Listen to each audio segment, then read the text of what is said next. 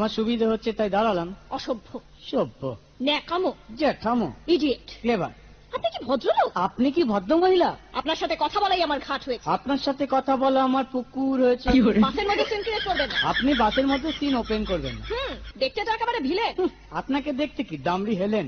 ভদ্রতা শিখবেন বাড়িতে। আপনি ভদ্রতা শিখবেন গাড়িতে।